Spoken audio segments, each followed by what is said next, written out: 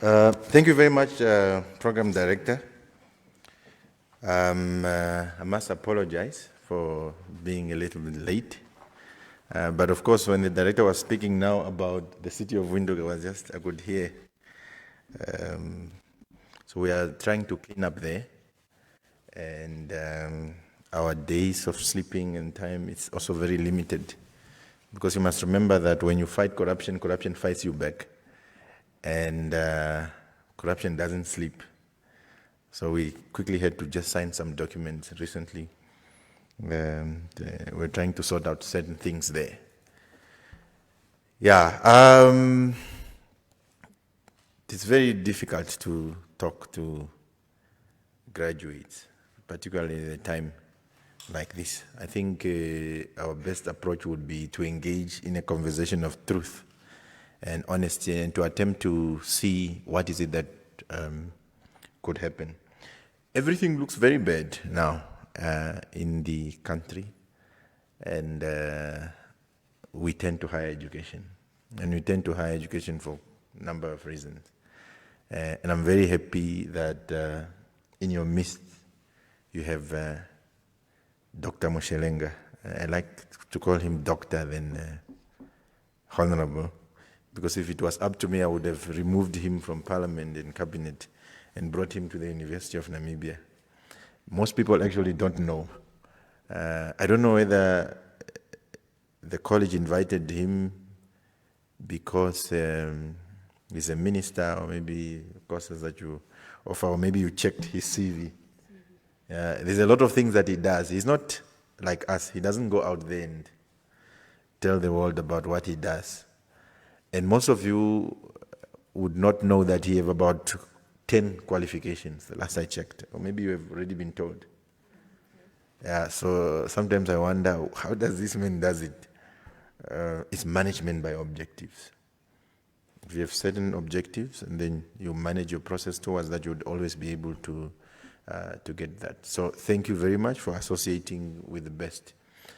We are living in a country where we reward mediocrity, where we inspire graduates with people with honorary degrees that they didn't work for, that they never studied for. Somebody with grade 12 or grade 8 could easily be called a doctor, and the young people will get confused and they think this person is an accomplishment. So when they start seeing that these people are unable to do anything in society, and they start saying, these people with PhDs, look at that one. It's not any different. So thank you very much, the college. Thank you very much, everybody. A friend of mine studied at Lingua. He didn't get the 30 points like everybody else. So he came to Lingua. His name is, I'm sure when you look at your books, you'll find the name Timotheus Amwele. He's now an economist.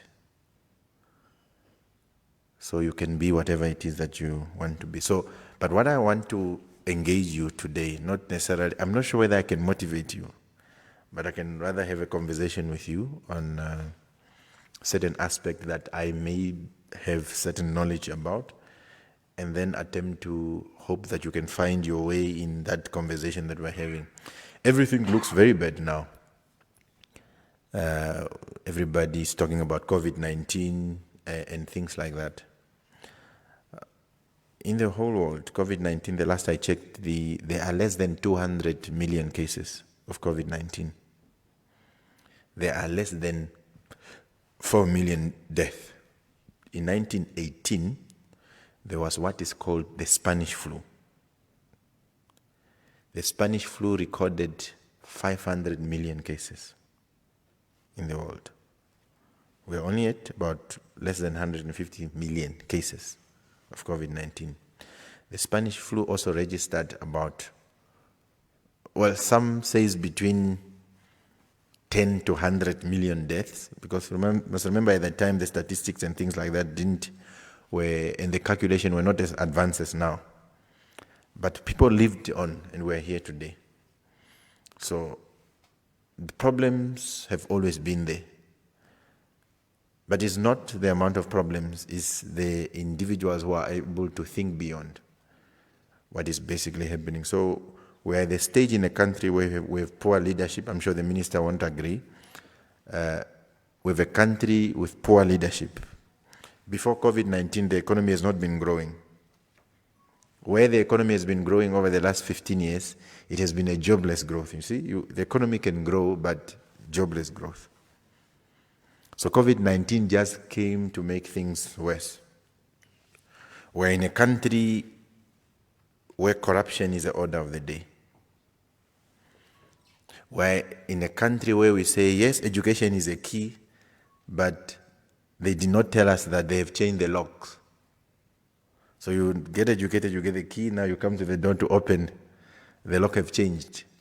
So it's no longer the key because they changed the lock. So what then do we say to graduates if things are that bad? What do we then say to graduate knowing that there is COVID-19 and things like that? But we are saying to you, in 1918, it was worse. But it's a man and woman with talent and energy who stands up and reconfigure life. I know that Lingua has quite a number of IT courses, and you must have also studied computing or rebooting. What do you do when you reboot? If your computer is freezing and you reboot, isn't it? You restart over again. So you acknowledge that the computer may not be able to respond at the pace that you want it to respond. You acknowledge that the computer may have viruses. You acknowledge that the computer is not operating optimally. And there is things that you need to do, and there's work that you need to do. So you reboot. So the conversation that I want to have with you today is that what is your role as a rebooting generation? We accept COVID. We accept corruption. We accept weak leadership that we have in the country. We accept the fact that the median age in Namibia is 21. But the president of the country is turning 80 in 2 months' time. The vice president of the country is turning 80 in 2 months' time. The speaker of parliament is turning 80 in 2 months' time. But the median age, the average age, is 20. The median age in the country is 21. We accept all those things. The question is, what is to be done? So I want to engage with you and inform you that as a graduate now, at this time where things are bad, you are now the rebooting generation. You are now the people to press the button to restart the computer. The difference between the person who is restarting the computer and another person who just continuing with their work is that the person who is rebooting the computer is a conscious decision that you take. That the computer is not functioning, that things are not well, therefore you now need to reboot and start. So if we accept that we have to reboot, we accept the responsibility of transforming our country. You might be wondering and thinking, is this not politics? No, it's not politics. The role of education, when you get a qualification, when you get your certificates and your diplomas, what is the role of higher education? What is the role of a degree or a certificate and a diploma? Yes, primarily is to transform your individual life as a person. You are now a certified somebody. You now distinguish yourself from the rest. I know that the people with tertiary qualification in the whole country are less than, well, postgraduate qualifications, last I checked, is maybe in the world, people with PhDs are about 4% of the world population. People with qualification, tertiary qualification, last I checked, they wouldn't be more than 20% of the population. So you are part of people who are advantaged compared to an average population. So you then accept that, yes, once you get your certificate, your degree or diploma is to transform. You are now distinguished at the individual place. But you're also coming from families. So when you come from those families with your certificate, because you are now certified, you now have your diploma, you now have your degree, you can make a better contribution to your family. You see what the degree does, a mere certification of your education. Because now you are able to get a job, or you are able to start your business, or you are able to make a contribution in the quality of life of your family. So the certificate now moves away from your individual accomplishment to the betterment opportunities for your individual household, so immediate family.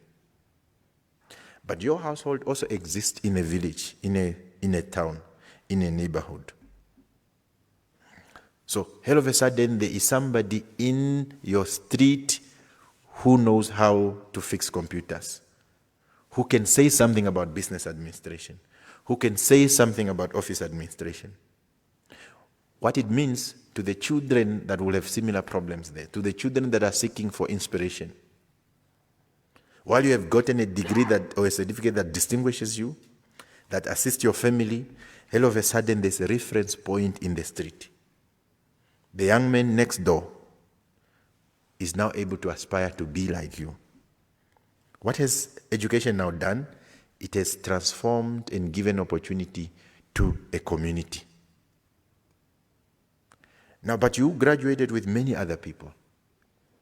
So if this is what is happening in your family, and this is what is happening in your street, this is what is happening in your village, your friend that you graduated to, who is living in the second street, who is living in the next town, who is living in the next village, it's also able to have the same effect.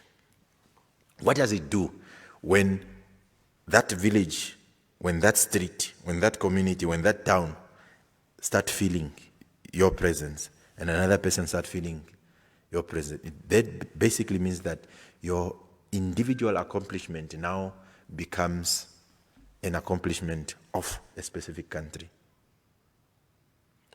But there are also foreign nationals that you are studying with. They go back to Angola, they go back to Zambia, they go back to different places. So if you are able to succeed, and if they are able to succeed, higher education, which was at that point an individual achievement, now goes to transform nations. Okay? So it's not just about you. That is why those of us that teach, we want to have, it's not just about, because sometimes I get angry with people who teach for exam. We don't teach you for exam. The exam is a roadblock. You drive your car from Windhoek to Malala, and there's a roadblock just to check whether you're not drunk, just to check whether you have a license.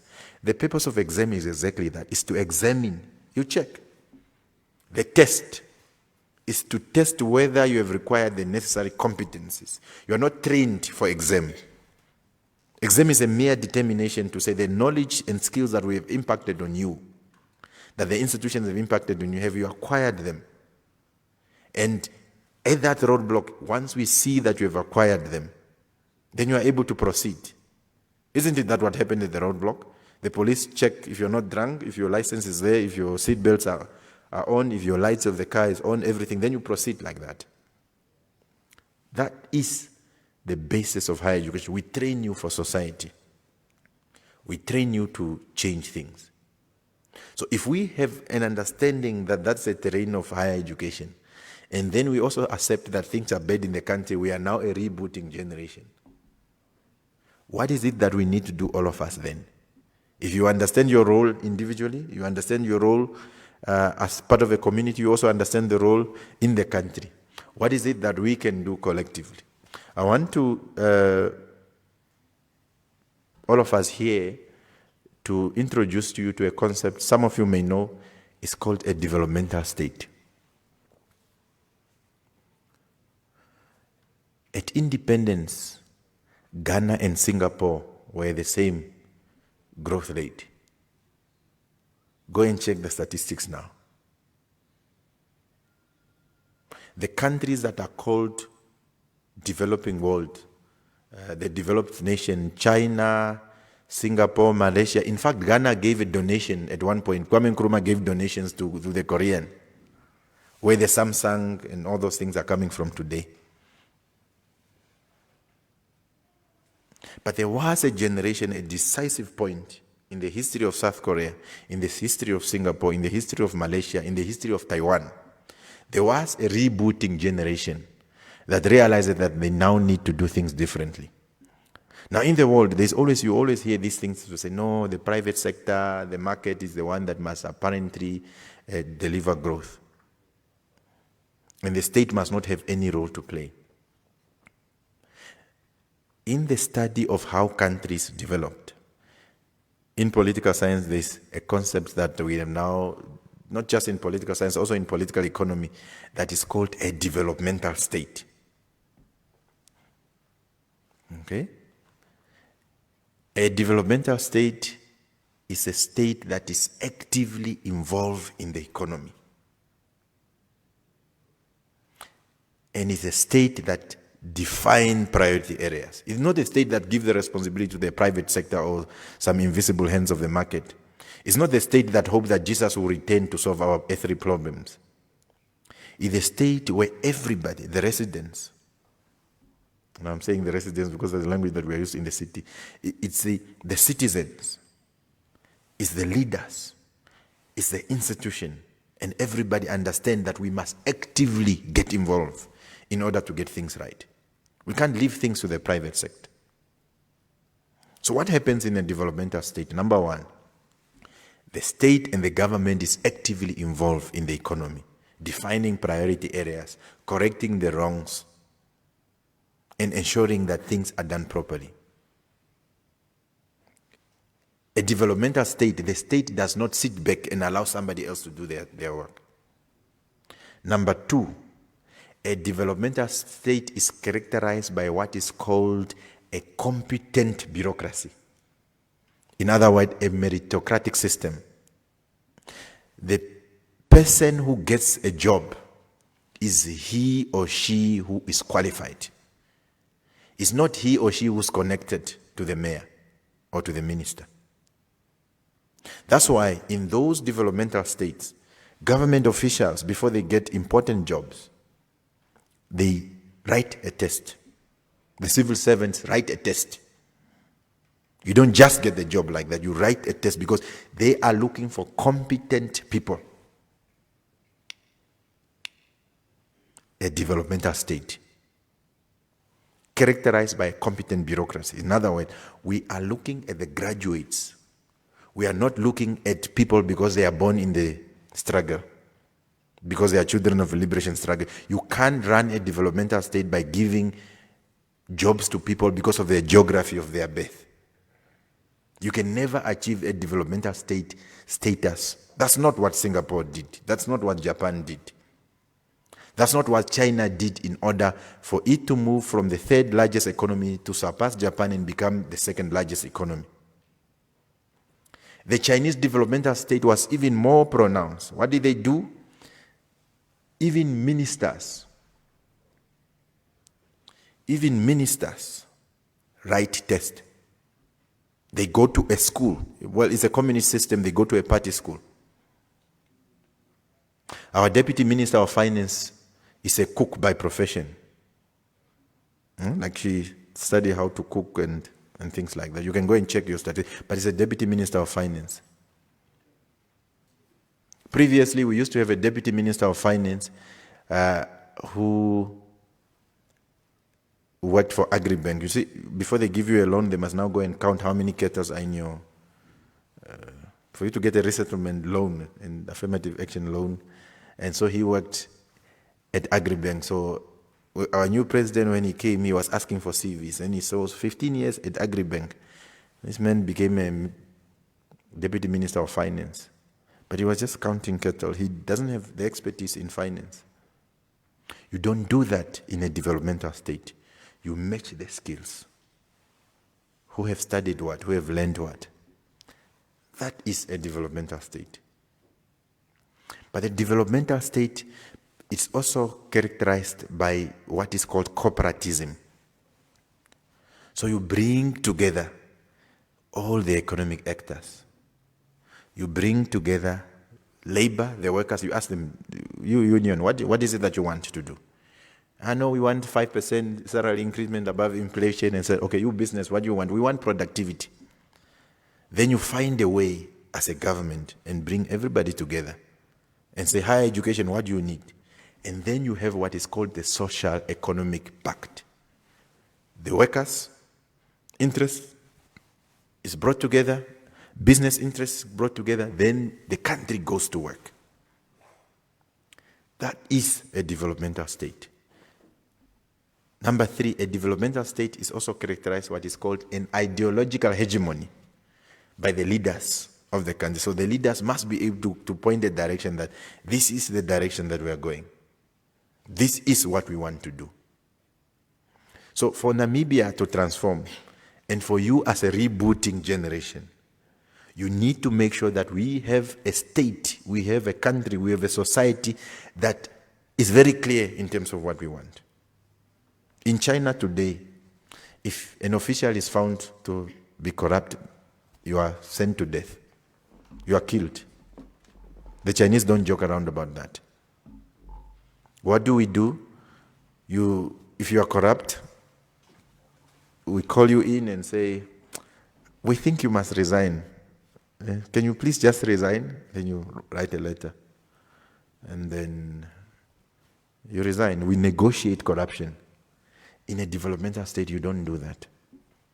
You are very serious about it. So you then have a responsibility at every level. It's not just cabinet. It's not just parliament. It's everywhere. At Lingua, a receptionist must have a qualification. At the University of Namibia, people must have qualification. In fact, at the University of Namibia, where I work, we're trying to engage with some colleagues that why is it that we are an institution of higher learning, we provide degrees, we provide diploma, and we provide certificates. But you find a job advertised by the University of Namibia and is asking grade 12. An institution of higher learning, unless it's a non-skilled work, should never ever advertise a job and ask grade 12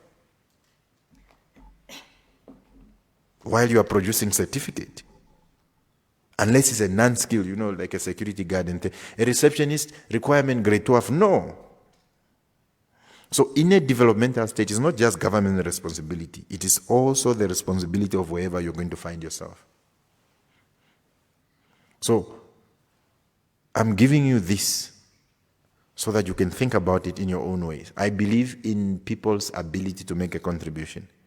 I believe that the best ideas are not with those in leadership. The best ideas are with young men and women with talent and energy who are out there in society, but unfortunately in our society they don't get an opportunity.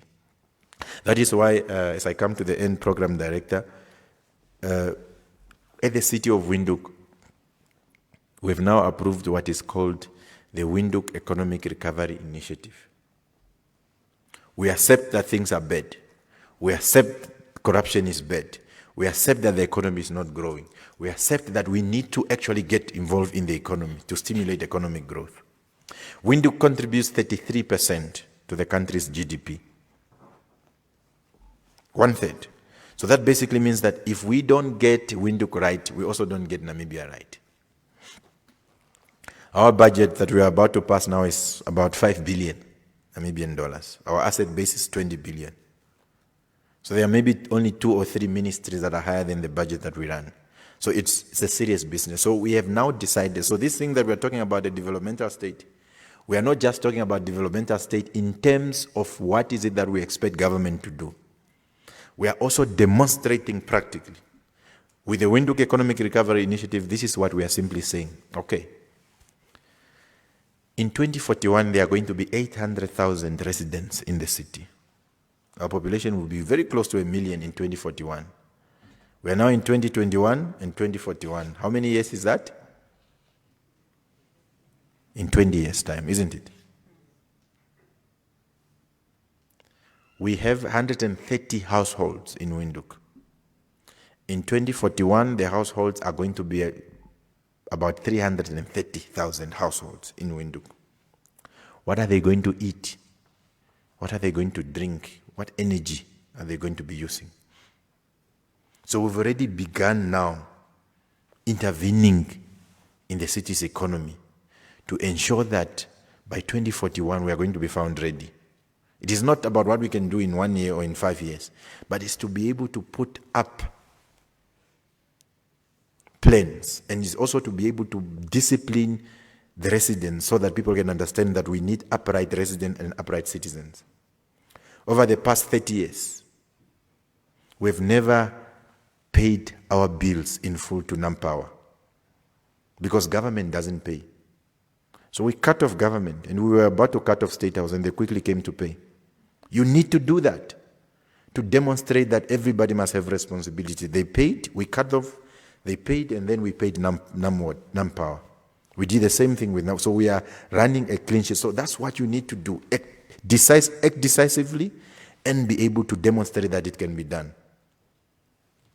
Okay, so other local authorities in the countries are also now getting courage. They can now cut government officials because the city of Windhoek have done that. That's what you do. You act decisively. So what we are doing with the Windhoek Economic Recovery Initiative is that we are now going to call for ideas. If you have an idea out there, because now in the current system is that if Lingua want to have whatever application, they must somehow negotiate with the mayor, or they must somehow negotiate with, it's something that is straightforward. You must now pay bribe. You must now negotiate with this one. But we are saying no. You can't run an economy like that. So we've approved the concept of WERI, Windhoek Economic Recovery Initiative, and we are going to send out a general advert to say that if you have an idea that can create jobs and you need something from us as a city, bring your idea. You don't need to pay a bribe to anybody. You just need to demonstrate to us that it's a wonderful idea, it can create jobs. The ideas are out there. Somebody will say, no, I want to build a factory to produce shoes, and these shoes are police shoes, and you have 300 police officers, and you buy shoes like this in a year. So I've already spoken to security companies. They are going to be buying from me. All I need is, what is it called? It's like some sort of uptake to say that once I start producing, the city will buy from me. Or all I need is land. Or all I need is a partnership. Whatever idea is it that exists out there in society, for as long as it creates jobs. So over the next 5 years, we want to be able to create, through the WERI initiative, 5,000 jobs. So whatever idea is out there, we open it up. If Lingua has an idea, if you as a graduate have an idea, if your father have an idea, you no longer need to pay bribe. You can bring it to the city, and the city looked at it, and once they look at it, we approve, and then we know that we are able to stimulate the economy going forward. So I'm sharing this to inform you that we are playing our role as far as rebooting the economy is concerned. But we also expect you to play the role. And we are also hopeful that if you are unable to create jobs yourself, we are hopeful that those that are going to create jobs, then they are also able to employ you as residents of Windhoek and also as young people. Because if we don't reboot the computer, we might lose all our data, and the computer will not be useful to us anymore. So it is very, very important. Let's not be shaken by the changes. Changes has always been there. Who remember, and some of you are old enough to remember when the cell phone first came. Before the cell phone, in fact, we used to have those telecom, like this, those cubicles. You buy either the Flexical card, and then you insert in there, then you call. And then you will be in the queue, just like the queue of graduates that I saw there. And then they will, every time when you are having that conversation, the person who's next can hear what you are saying. There was no privacy. And those, we call them hockeys, remember? Those hockeys were all over the country. But now you don't find a single hockey. Now you can communicate in the comfort of your house. But even when the cell phone came, the cell phone did not have WhatsApp. So things always keep changing. And the changes will keep coming. It's just that the changes now, because of COVID and the economy and things like that, we think that is too much. We are so much overwhelmed with a lot of things like that. Things do change. So think about the developmental state, think about your role, and think about what is it that you can do to contribute. And you must demand for excellence. A patriot is not the person who says that he loves the country.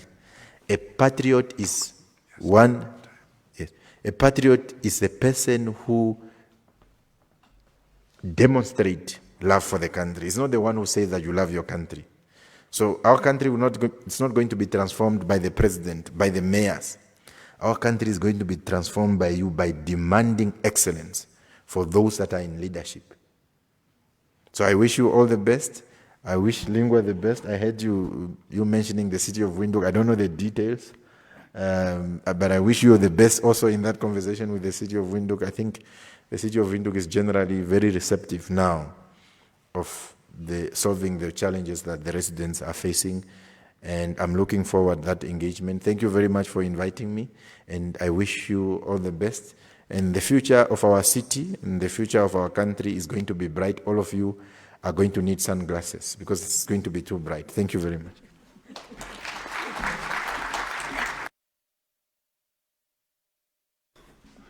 Yeah, thank you very much, Doc. I'm sure we need a whole day with the Doc. Eh? Yeah, let's give him another hand of applause.